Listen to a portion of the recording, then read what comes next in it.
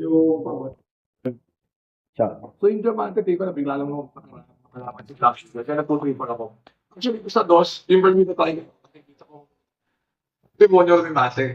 So pag ikaw bumili sa pace, sigurado kakainin sila muna po ng Bermuda tayo.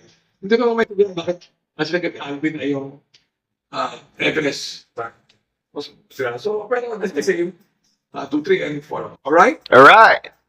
Race number 7. Race number 7, ano ka dyan? Ghost. Ghost.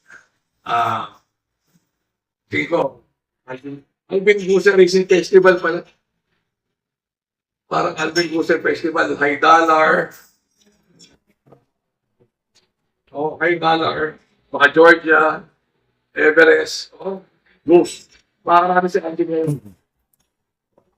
So, yun ang first choice ko. Second choice ko si ano. Wolf 359, third choice yung Borderline. Yun. 6, 9, and 8. Ang pwede pa matimbang dito yung Blackstar, tsaka yung Victor. Pero 6, 9, and 8 ito. Alright? Alright.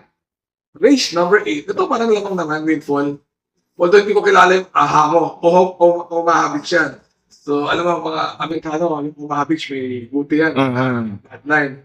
So, 2-9 ako dyan. Ang third choice ko yung ano, Every Sweat Counts. May trap at 1-12, 1-13 yata tayo. Alright. So, 2, 9, and 6. Although, syempre, naman ito sila.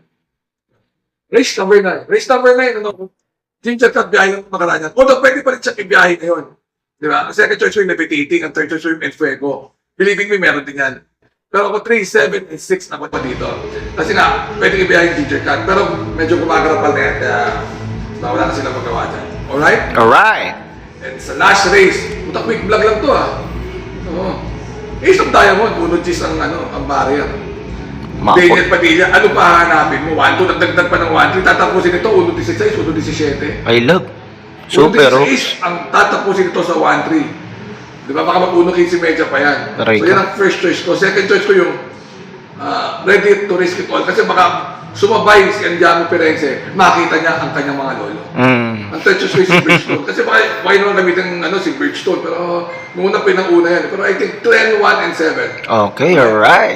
Remember to be good because God is good all the time. Exciting tong Triple Crown. Let us support it. Natabangan nyo, magkakaroon ako ng Burnout Corner anytime soon. I'm back. At sana mag-like, share, and subscribe kayo. And maybe baka in this coming weeks, nag-iisip ako ng concept ng subscription.